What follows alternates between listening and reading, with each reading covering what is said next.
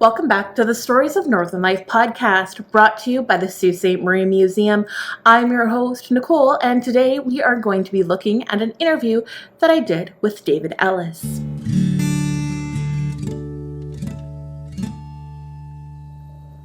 So as I said, we are going to be looking at an interview that I did with David Ellis. This was a really amazing interview, and we ended up talking for a really long time. So I'm actually going to be dividing this into two parts. The first part today, we are going to be looking at his early life, his lead up to becoming an architect, and also his love of cycling. So let's get into the interview.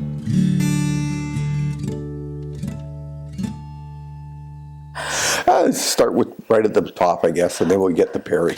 All right. Yeah. I'm really happy you're doing Perry, by the way. Mm. Yeah, I worked for him for many years, and we became actually quite good friends, and yeah, I miss him. Yeah. Yeah. All right, so let's start off with stating your full name. David Ellis. All right, perfect. So when and where were you born? January 23rd, 1953, Plummer Hospital, Sault Ste. Marie. All right. And so what was your child like here growing up in the Sioux? It was a little unusual. My father was, we'll just say, a literary fanatic. And we didn't play sports in our house. We read books. I don't think I ever tossed a ball around with him once. And that was a little bit alienating as a child in Sault Ste. Marie, where everyone else was playing hockey, admittedly. But there were a lot of other things to do. And so we just kind of worked. In fact, I started working in grade 5, 6 days a week, and I don't think that's ever changed. Delivering the Toronto Star. Yeah. So did you have any hobbies? The only real hobby that I had when I was very young was art. I loved art. But then when I hit high school, the art did flourish, but I discovered a bunch of other things too. Music. I ended up in a band, and we played, I think, at every assembly at collegiate from grade 9 through 13, and I really enjoyed that. And I discovered something that my father found quite foreign. I discovered fencing at the YMCA, and so I started going there every week and eventually became a fencing instructor. And then something that actually stuck with me, one did not have 2 cars in a family back in those days, and you had one. And so getting a drive anywhere was difficult. So as something I could afford is a friend of mine was really into cycling, and he got me convinced to buy a bike. And again, grade 9. And I'll just say from grade 9 to grade 13, it was utilitarian. It was transportation. After that, though, things changed. And then, of course, all through high school, the job changed, but the number of days didn't. Jupiter Store, which is sort of like the Kresge's, and it was almost like the dollar store of this generation. Mm-hmm. And I worked there every day after school, and on Fridays till 6:30 at night. No, till 9 o'clock at night, sorry. And on Saturdays, the full day. And I did that literally 5 straight years of high school. So that's high school. So you mentioned that you went to collegiate. Mm-hmm. Did you have any sort of like influential teachers? Oh, yeah. Yep. Yeah. I really would like to, the expression now, a shout out to Mrs. Guerrero. She was my art teacher, and in a lot of schools, and when I talk to people later, from other parts of the province, especially when you get to architecture school, because everyone had taken art, art was sort of a bird course, not with Mrs. Guerrero. Not only did she demand your artistic abilities, but there was an awful lot of art history, and so it meant studying and the relevance of the art to the era, which goes into my other one that's quite is I loved history, and so there was Cyril Symes and Mr. Wildman, who were both ended up actually politicians at some point, but it's amazing how you can tie together history and art and music as one whole. And I have to think that that sort of influenced where I ended up going. So what did you want to be when you grew up? That's a difficult question because I'm not certain if it's what I wanted to be or what I was told I wanted to be. And that's probably quite a universal answer. My parents always wanted me to be an aeronautical engineer. And I admit, my father was in the RAF and the RCAF, but both in the war. And of course, it was very important that I loved airplanes. And I did love airplanes. I never got to fly in one, but not at least in high school. Actually, no, once. We did go once. But, and it sounded like an interesting career. And, I learned all about Spitfires and Wellington bombers and all these other things. But high school changed that, and that's where Mrs. Guerrero comes in. Well, actually, one other person, and he's still around, and he probably doesn't even aware of this, so I'll explain that too. Art. I loved art, and from art, that begat photography. And so art and photography, I ended up on the yearbook as the photographer, which worked out really well because I didn't attend hardly any classes in grade 12 and 13. I always managed to get out of them because I had to take a picture of the volleyball team or something. I made my own schedule, so it worked out really well. But I love the art part, but I was taking an urban geography with Mr. Hamner. And Mr. Hammer, I only had him the 1 year. And when I combined an assignment that he gave us, we were divided up in a bunch of little groups, and we were looking at the west end of town, and there was a big catchphrase back then. It was called urban renewal, and it was in order to, fix up and whatever parts of the town that were getting old and whatever. And because I'm the one that could draw in my little group, I was the one that had to end up, because we had to give some examples of what we could do. And I remember there was a house on the far west end on Albert Street. And I had to take that house and I had to draw on what, how we could improve it. I said, boy, this is kind of neat. So I combined those 5 years of art and literally one semester of this other thing. And I got in big trouble for this too. I applied for architecture school, unbeknownst to my parents. We were allowed 3 choices of universities and courses. Mm-hmm. The guidance counselor told us that anyway. And so I applied to, there were only 3 schools of architecture in Ontario at the time, so I applied to all 3. But they only accepted 70 students a year, and, they expected you'd have like 105%, because it was really, really hard to get into. Mm-hmm. And at least I was told. Didn't turn out to be that bad. But, so he allowed me one more thing to do. And no, it wasn't aeronautical engineering. It was art at York. Because I thought, well, what the heck? I could be an art teacher and then do my art on the side. Mm-hmm. Anyway, funny story. Like I said, this could take all afternoon. Working at Jupiter Store, sweeping the floor one day, mm-hmm. and the first letter came in. It was from Carleton University. And my mom called me, and there was a telephone. We didn't have cell phones in those days. Yeah. There was a telephone on the wall near the door down to the basement where the washrooms were. And that's where that was the public telephone. And so one of the people says, David, your mom's on the phone. Oh my God, what's going on? Anyway, I go there, answer the phone, and it's my mom, and she goes, David, you've got a letter here from the university. Can I open and read it? And stupid me was not thinking because I was excited. Yeah. And she's reading and she goes, "Congratulations, Mr. Ellis. You've been accepted into the School of Architecture." And my mom stopped dead in her tracks because I had not told them. And it was sort of wait till my dad got home. He and I didn't talk for many weeks. Because this was, I think, his ambition, sort of transposed onto me. Anyway, I will tell you, though, it has a happy ending. They became my biggest supporters and fans because they kind of understood where I was coming from. And so it was just a couple of weeks that weren't too good. Yeah. Anyway, I got accepted all three. I didn't get accepted at the art school, though.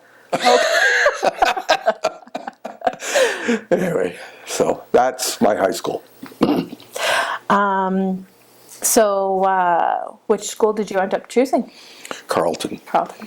Yeah. And that became, there was a reason. There was a fencing club at Carleton. But also they had lots and lots of bicycle paths. They're known for it now, but then they had, I think, something, it was in miles in those days. Something like 50 miles of bike paths. And I thought, well, it doesn't matter where I live, I can at least ride my bike. So I thought, oh, I'm going to go there. And not to mention, downtown Toronto did not sound very fun for riding a bike. So I went there, and I'm very glad I did. And 6 years, it was lovely. So you talked about working at the Jupiter store. Did you work any sort of other odd jobs? Well, like I said, the Jupiter store was 6 days a week, so I didn't have any other jobs. University, different story. Because you could not make enough money to actually go to school. There were 4 kids in my family, all going to university at the same time. I actually literally paid my own way. I paid room, board, and whatever I couldn't pay was student loan. Because specifically, one of my sisters was in a course where they had summer work, but they were like an internship and they didn't get paid. So my dad was paying the entire enchilada for her. And then my elder sister, she was just ahead of me, and then another sister coming up behind the other one, and so I did that, and I'm really glad that I did, except for the fact I worked 3 jobs all through university. The first one, though, was Cammercraft. Yeah, and Jim didn't own it then. It was Fred Kerr, and he was going away to Germany for he was nearing retirement at the time, so he was going away for Germany for the summer, and I was also president of the photography club. I got a call from one day, "Can you come in Friday afternoon after school?" Because we bought all our supplies from them, and we were a little behind on our payments. So I thought it was all about that. But he offered me a summer job, and I thought, okay, this is fantastic. Not only was it more than the $1.35 I was making at Jupiter store an hour, I was making $1.75 and working at a camera store, and that was very exciting. And it was great because it sort of fueled my interest in photography, which I haven't really lost. And it was the first job. But then when I started university, I went back to 6 days a week. First 2 years at Elwood Robinson, basically digging ditches, paving roads. I built the bypass, a black road. Okay. Yeah, the bridge at Echo Bay. A lot of hard work. Again, it was like 12-hour days from 6:30 in the morning to 6:30 at night. And then on Saturdays from 6:30 in the morning till noon. So it was like 6 days a week. But that didn't make enough money. Although I was getting paid a princely sum of $2.65 an hour, which was huge. But I started working at, it was called the Cycle Stall, Alfie Coppins. I was on Gore Street, and I would go there 1 or 2 nights a week and assemble bikes for him. And then 2 years later, I finally got a job working in an architectural practice, which was Moran, Ronthwaite and Dick. Mr. Ronthwaite was originally from the Sioux, but he was in a firm in Toronto, and they had a branch office here. So the first year I worked there, it was Morassut and Dick, and then the partners from the firm bought out head office, and it became Gagula, Smedley, and Barbin. And that firm now has morphed into MGP Architects. So the firm's been there for a long time. It's just a lot of name changes. So I worked there for 2 summers, once under Morassut Dick, once under Gagula, Smedley, and Barbin. But of course, they didn't pay as much as construction, and it was only 5 days a week. So I also added onto my repertoire, still doing the bikes on the nights, but then I was night auditor at the Caswell Motor Hotel on the weekend, so Friday and Saturday night. So that was for 3.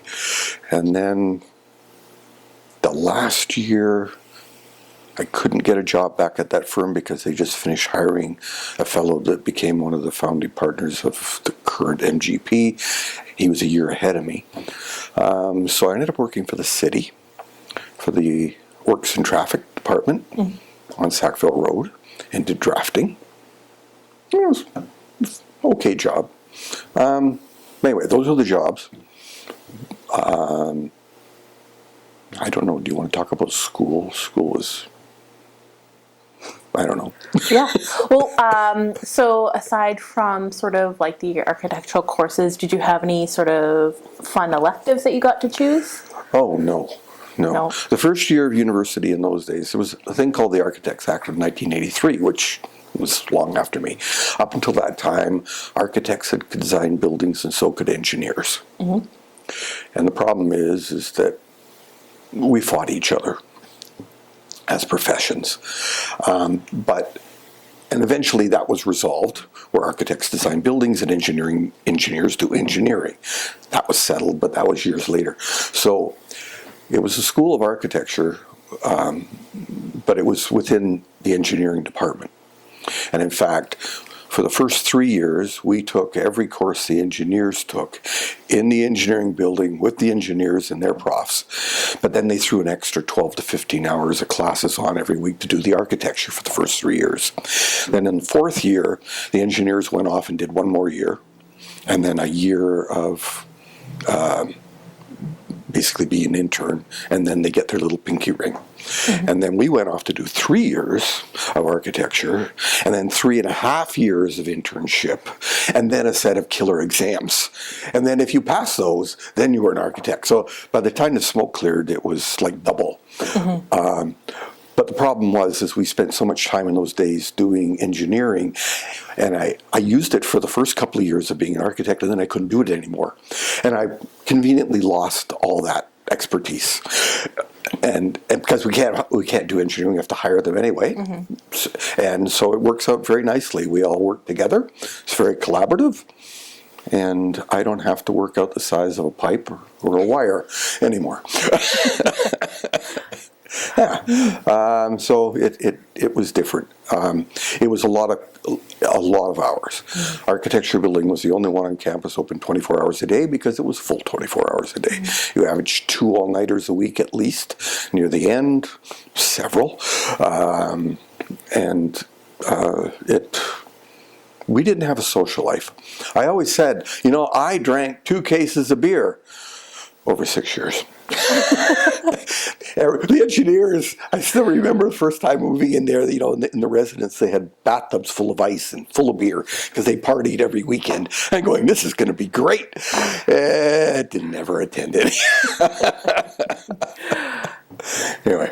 So you probably didn't really get to do your fencing either? No. Well, that was the thing. Okay, let's talk about that. There was fencing and there was cycling. But first year university, I discovered a thing called racing.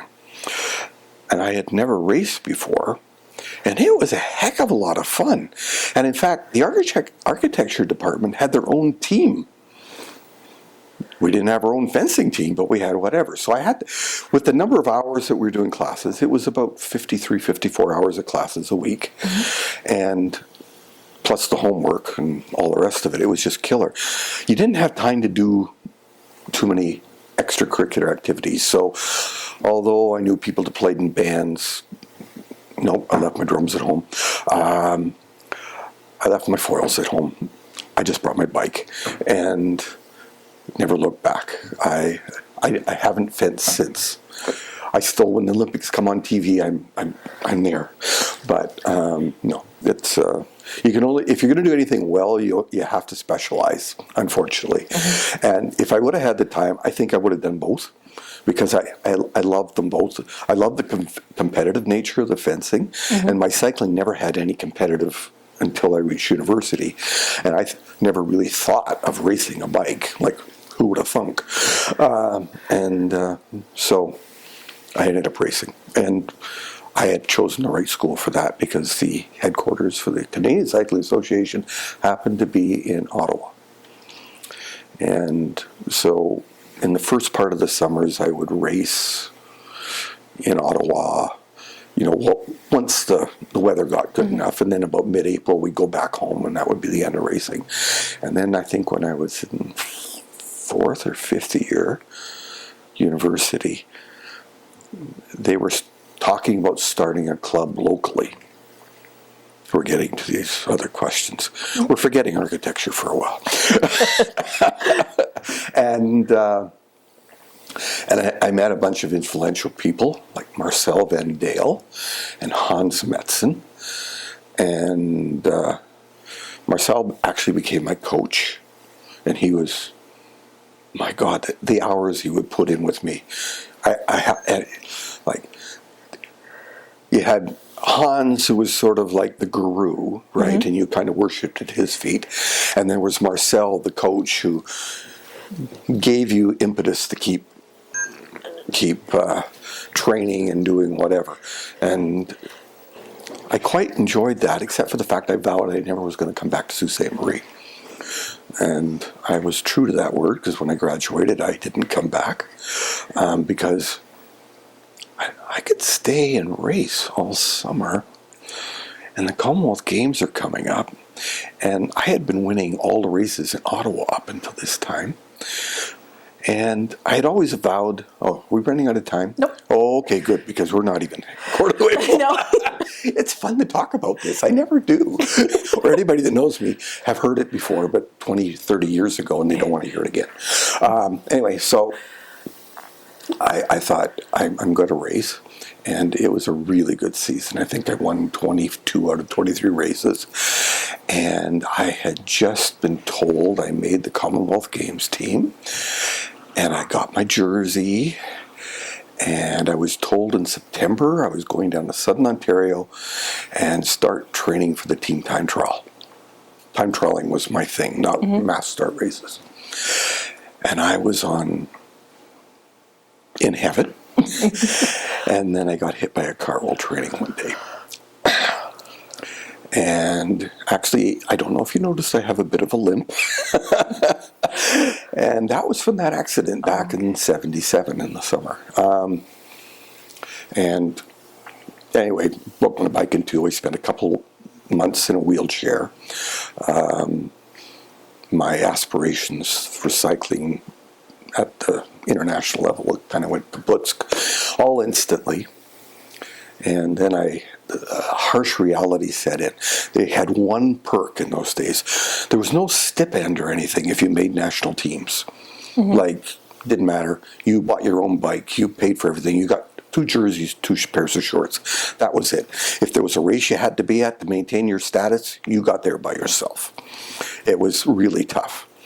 And, there's another story with that one. Actually, quite appropriate now after yesterday. A bunch of us were up training in the Gatineau Hills that summer. It was not even the summer, it was spring.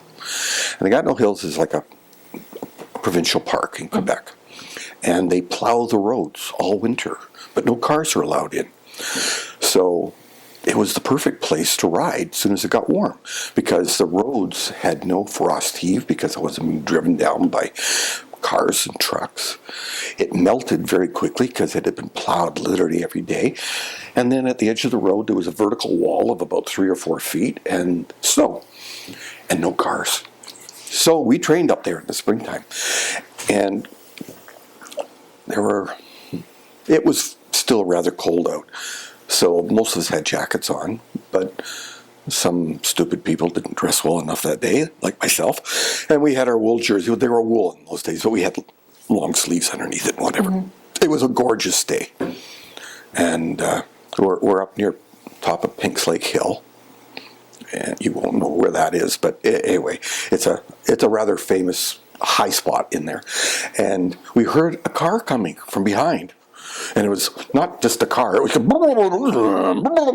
you're like shifting gears. Someone really driving with enthusiasm will say, what the heck is a car doing up here? Like the only thing that would ever be up there would be snowplows. Mm-hmm. And it wasn't snowing that day, so we wouldn't see one, and we couldn't believe it. And all of a sudden this gull-wing Mercedes comes flying by us, goes around the corner, and then we hear bump, bump, bump, bump, bump, bump, and stop. We go around the corner, and there's this jaunty-looking guy leaning against his car, and we stopped. It was Pierre Elliott Trudeau. And he said, I'm so proud of you guys. You know, I recognize you guys don't get any support, not like the Americans. They're right. We go to a race, sleep in a tent. They'd be staying at the best hotel, and they'd show up in a Corvette. We would rent a car with 5 of us in it and our bikes, and you know, it just like night and day. And and it was so amazing how knowledgeable he was about this and sympathetic. Anyway, that was sort of really kind of cool. And we were just sitting there in awe, but freezing to death, because when you're cycling, you're kind of sweating and you're wet. Yeah. The last thing you want to do is stop when there's still snow on the ground. And we were sitting there like this, but going, this can't end, please. We're talking to the Prime Minister. Anyway, whatever. That was the high point. The low point was, back to my story, the one thing that we did get was our student loans were put on hold until after we were there. Okay. But since I was suddenly gone, my student loan had been put off for 5 months, but it was now due. I just assumed I paid the monthly amount. No, all 5 months, and then this month, 6 months. I was still on crutches before I could start. I was going around, because you didn't have internet. Yep. I was going around to all the offices in town, giving them letters, trying to get a job, but it was fruitless because they had just changed the way the government worked and moved all the offices from Ottawa to Hull, Quebec. And there was no reciprocity. And again, as I say, quite appropriate for now. There was no trade between provinces.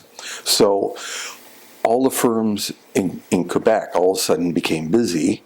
All the firms in Ontario, it was dead because most of them did government work. Mm-hmm. The biggest firm in town was Murray & Murray, and they had 37 people or 27 people. I don't know. It was considered huge at the time. Mm-hmm. And when I went there was Murray & Murray and a secretary. That was it. Wow. There was no jobs.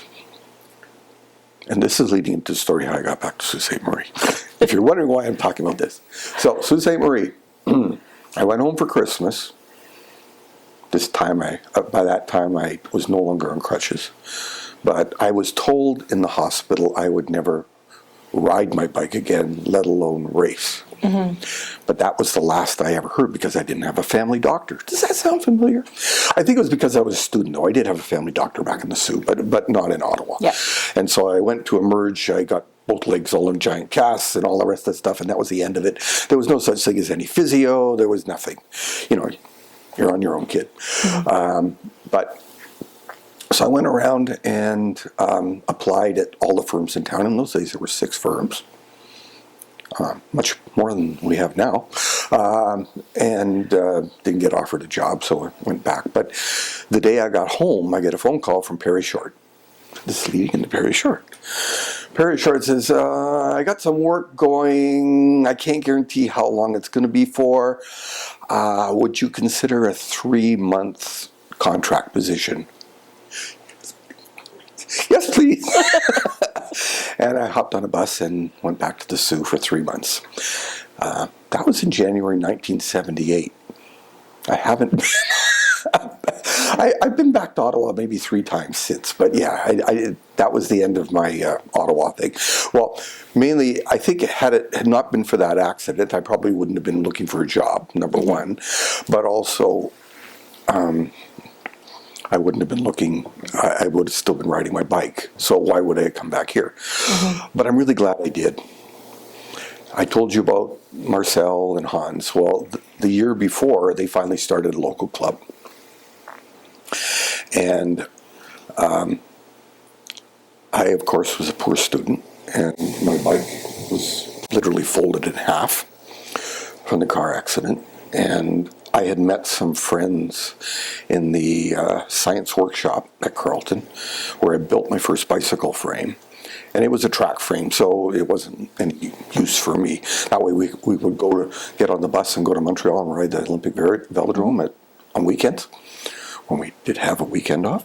But anyway, and so the only road bike I had was it was folded, like you see, you fold up, just like that, just bigger. So we took the tubes apart and stuck the tubes back together. And I bought just two new tubes, and a lug that got destroyed while disassembling the frame, rebuilt the frame. But I really didn't care, because I'm not going to be able to ride anyway, but maybe this way I could sell the bike as a whole, and it might pay for whatever. Anyway, as it turned out, I did get the job, moved back to the Sioux, and Hans Metzen, he said, "I've always wanted to build bikes." Really?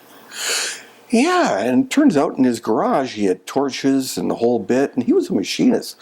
So he made a jig. Like a jig is, where you could put the frame together, the tubes, and hold it in the positions to be before you, and then you take, Well, the jig is the hardest part, because I didn't have a jig when I built the first frame, and it was actually a bit crooked, my first frame.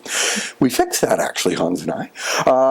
But that started a big hobby for me. So together we built 150 frames. We had frames that went to the Olympics. I didn't get there. We had frames that went to the World Championships. Went to my best buddy who was studying at Les Beaux-Arts in the Sorbonne in Paris, and who I used to race with in Ottawa when he lived there, and Marc Bourrieux. And then we built bikes for the up-and-coming racers. We built a racing wheelchair for someone, which I thought was the coolest project we ever did. We built a couple of tandems, built some touring bikes, some cargo bikes, a little bit of everything. It was just fun. And the whole idea of that was not... Have you ever heard of the book Zen and the Art of Motorcycle Maintenance? Nope. No. It was a really big book in the 1970s.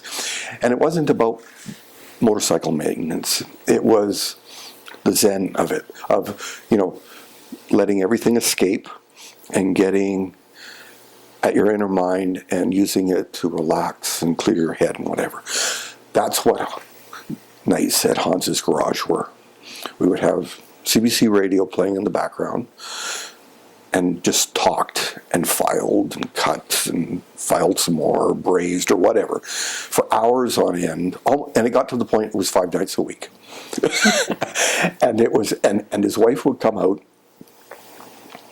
usually after about an hour and a half.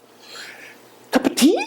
And we'd go in and have a nice, because it was cold in that garage in the winter time, have a nice cup of tea and some honey in it and whatever, and some of her wonderful German cooking. And it was lovely. It was absolutely lovely. And so we probably would still be building bike frames, even though steel frames became passé, when all the carbon fiber and all this other stuff. But there's a resurgence in them, because of old farts like me that want to ride a bike that feels like what it did, and handmade. Carbon fibers are made in giant factories, normally in Asia. Doesn't matter what the name of it is, it's still made in the same factories over in Asia. And so, but unfortunately Hans passed away in 2010. And I still have a couple sets of tubes that are rusting up right now that are all cut and ready to be put together, but never will. And I miss that guy. He's a great friend. Yeah. And I still run into his kids every once in a while, and his kids' wives, and his kids' husbands. And it's like old home week. Yeah. Yeah, when you do. Yeah. Mm-hmm. Anyway, it was a lovely time. And I'm not going to get to Perry Short yet because I still have one more cycling story. Apparently, I could still ride again. Because it was like I hadn't ridden since the summer, and then moved in January, and I had built the bike up again, and then Hans and I ended up building the first bikes there, one for him, one for me, and I built it like a touring bike. I called it a touring bike. It was actually a racing bike, but not quite as extreme as whatever. And of course, since I built it, I had to ride on it because I'm thinking, well, I'm feeling okay. What do you mean I'll never ride a bike again? I don't know. Anyway, I rode my bike. And I'll be honest, my foot's crooked. My kneecap, if you looked at an MRI, looks like flying overhead where there are glaciers that have dropped icebergs into the water. And it's like this floating mass. And my tendons are ripped and delaminated. But I can still ride a bike. And so I did. And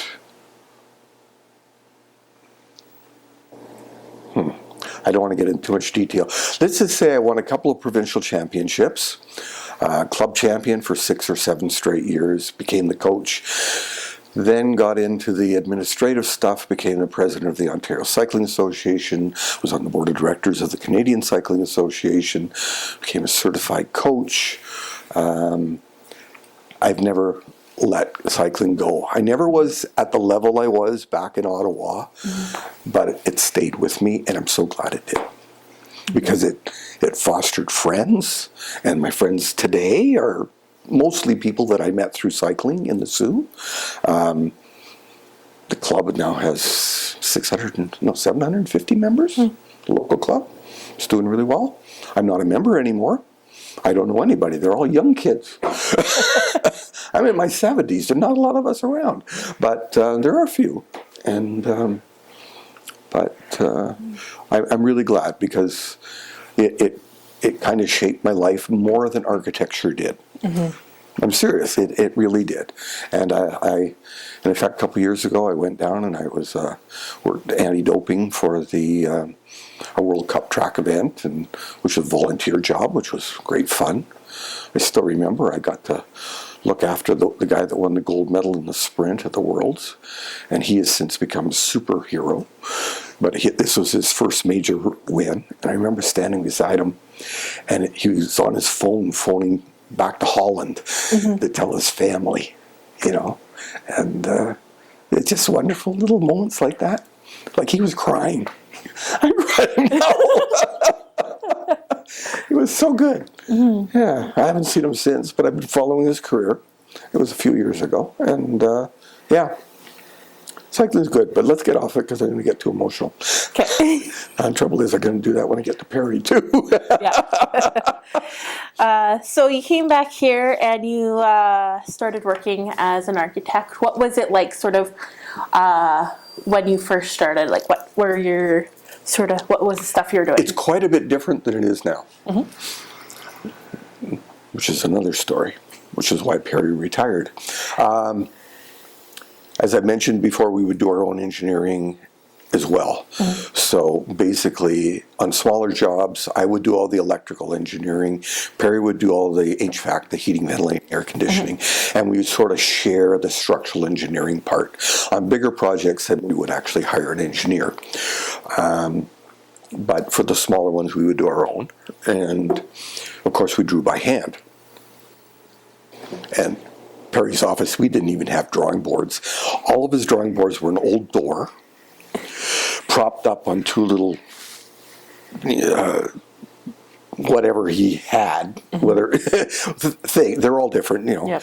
and then a couple bricks to tilt it a little bit, and then this sort of green linoleum over top of it, and then a parallel rule on top of that, and so they weren't adjustable. Perry's always had coffee stains on his drawings or on his tie, and like I said, we didn't have proper equipment. There were no computers. There was nothing. There was a radio playing in the background. We were in the basement of the little place on Albert Street. The ceiling height was 6'4", Luckily, I am not that tall, and was one little window. Yep. Luckily, though, up on the upper floor was where our blueprinter was, and so when you got to go upstairs to make a blueprint, at least you had a window. Except for the fact in those days, blueprinters ran off of ammonia. Perry had lost his sense of smell from the ammonia, like totally lost it. We were all on the cusp of that, because every once in a while, like when you're changing or whatever, you get this, like it's pure. It's not like the ammonia that you get in your washing stuff. It's pure. Yeah. Knock you over. It was terrible. But there was wonderful camaraderie. There were a bunch of guys there that had worked there for years, and there was a young guy, Rick T-Bear. He started about a week after myself. He was a tech, like a drafts person, and we became really good friends. Unfortunately, he's left town now. But and there were other people that worked there, like Jerry Porter. I don't know if you knew him, but he was a builder here for a while. He passed away a few years ago, and there were a lot of kind of people that were the stalwarts. I was the kid, right? Because there weren't any kids. Like, people from Sault Ste. Marie weren't going to architecture school and then filling up the thing. Like, I was the second kid in 2 years, and then the next kid was probably 20 years after me. Like, that's how it changed. We worked on a lot of fun projects, though. Because one of the questions, what are your first project? There's no such thing as working on a project in an architect's office. You're running 20 or so at a time, and they're all in different stages. You might be doing a proposal to try to get a job, and like it takes a week to write a proposal, so it's pretty significant. You may be doing drafting for a project that's under design or into working drawings, or you may be inspecting a project under construction. You know, they're all at different stages. Bigger projects have about 5 year span. And so there's a lot of overlap. So there's not one project, like you didn't get hired and saying you're working on this. In big firms in Toronto, that's the way it works. And that's why I'm really glad I went back to Sault Ste. Marie, because you're always doing something different all the time. And so you never got bored. But the neat thing about it is you're learning about it. So if you're designing a school, you're learning about designing a school about education. If you're designing the Hockey Hall of Fame, I know nothing about hockey, but I got that job. Don't ask me how. So I learned all about hockey, and actually, that's cool. I can tell you what's the difference between the real Stanley Cup and the fake one that play most of the time. Although I've been told that if I tell anybody else, I will die. Mind you, they say that to everybody that I know knows the secret. But anyway, and so it keeps you interested, because you're always doing a different type of building, and it's really cool. So my first year, I actually printed out our job list. Our typical job list now go to like 108 a year, 110. So in 1978, it went to 25. And in 79, it went to 28. So there's a big difference. But life was slower and easier back then. So anyway, first job, Algoma Music Camp, Morgan's Clothing Store, which is the one on the corner of Second Line where you go up to Core Collegiate. It's kind of there. Group Health Center, computer-related alterations. I remember did that. Perry didn't know what a computer was. Fourth job of Mice and Men. Perry put his theatrical set designs in the job list, because those are jobs he did.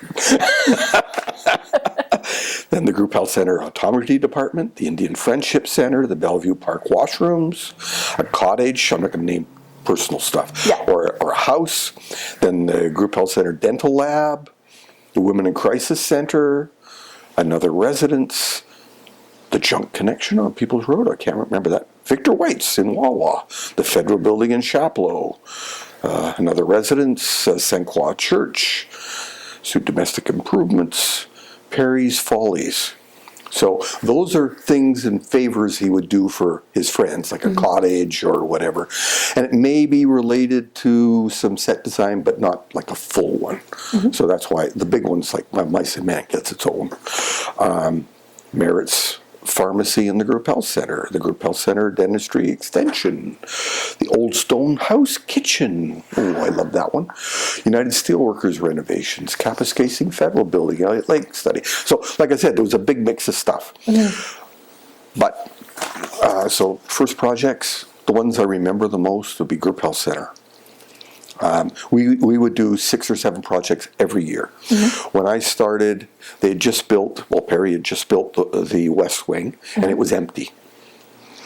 And the basement of the original building was empty, and they had ping pong tables set up for staff and stuff down there. And I met a wonderful man by the name of Fred Griffith. Fred Griffith was the CEO there.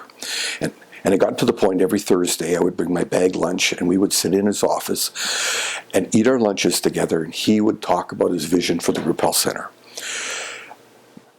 Again, the people you meet along the way. This guy was, I could see why at the time it was considered the most innovative, the best private health clinic in the country. It really was. And I think it had to do a lot with its leadership. And Fred was absolutely amazing. And he introduced me to another good friend. One day at lunch, he says, "By the way, Dave, I just hired somebody you might be interested in meeting." "Oh, yeah. He's a physiotherapist." I think you know who this is. And he goes, "Oh, cool. When does he start?" "Well, he's riding his bike up here. It's going to take him about a week." And I go, "My kind of guy." And he said, "That's what I thought you'd say." And that was Andre Riopel. Yeah. Yeah. And we've been fast friends ever since, too. And I thank Fred for introducing me. Like, it's the people you meet along the way, right? It's lovely. That's the nice thing you can say when you're ancient like I am. It's the people you meet along the way. Yeah. So anyway, so the Group Health Center was a big one. I really, really, really enjoyed doing that. And this is, again, I'm only going to mention this one because it refers to some future questions. Perry had designed a lot of the original restoration work at the Old Stone House. And we had got the job to build a replica of a summer kitchen, which they knew existed, but there was no documentation on it whatsoever. So I got to study about what summer kitchens were all about. I remember going to Thayer Lumber and picking out the wood for the floor because I needed floorboards that were like 24 inches wide. Yeah. Like you can't get, that was the only place in town even then you could get stuff like that. So learning all this history, it was just, remember I said about how history ties into everything. So learning about that, and Perry was in LACAC, and we'll talk about when we get the Perry part, but that's where I got my first taste of that, first year. Okay, so that was my first project. That was another one of your questions. But and then so also what was sort of more of like your first one that you more so had like the lead on? Well, actually, that one was the Old Stone House, the addition. I was the lead. Perry, very, very gracious. He had done the original one. He said, "David, you're basically doing that," and so that's where I got my thing, and that was my first project lead. I won't say that was my pivotal first project because the first project. A major project was the Offrey building on Queen Street, and that led to my entire rest of my career path. But that one was really cool. Did you know you can get unlimited admission to the Sault Ste. Marie Museum for a whole year for just $15? Yep, that's right, and there's more perks to that too. Go to Sault Museum, that's SAULT museum.ca, under Visit and learn more about our membership options. And if you're a business, corporate or nonprofit, we have plans for you too. Reach out to us by emailing info@saultmuseum.ca with any inquiries. Hey, thanks for sticking to the end of the video. I'm going to be bringing you a new series where I read quotes that people have written about the Sault. I am going to start with ones from the Ermatinger family book written by Gladys McNeese.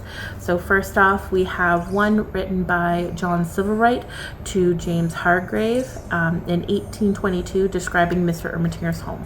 Here's the quote.